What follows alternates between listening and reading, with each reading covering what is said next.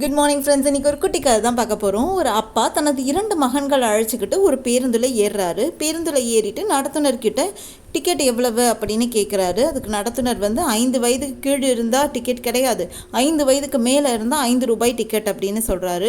என்னுடைய பெரிய மகனுக்கு 6 வயது ஆகுது, என்னோட சிறிய மகனுக்கு 4 வயது ஆகுது, அதனால் எனக்கும் என் பெரிய மகனுக்கும் டிக்கெட் கொடுங்க, 2 டிக்கெட் அப்படின்னு சொல்கிறாரு. அதுக்கு அந்த நடத்துனர் சொல்கிறாரு, உன்னுடைய பெரிய மகனை பார்த்தா 6 வயது மாதிரி தெரியலையே, 5 வயது மாதிரி தான் தெரியுது, நீ 5 வயதுன்னு சொல்லியிருந்தா நம்பியிருப்பேன், நீங்கள் ஒரு டிக்கெட் மட்டும் வாங்கியிருந்திருக்கலாமே அப்படின்னு சொல்கிறாரு. அதுக்கு அந்த அப்பா சொல்கிறாரு, நான் உங்களை ஏமாற்றி ஒரு டிக்கெட் வாங்கியிருந்தேன்னா எனக்கு 5 ரூபாய் மிச்சம் ஆயிருந்திருக்கும். ஆனால் இதை பார்த்துக்கிட்டு இருக்க என்னோட மகன் மனசில் 5 ரூபாய்க்காக அப்பா பொய் சொல்லிட்டாரே அப்படின்னு என்னை தரைக்குறைவாக நினைக்க தோணும்.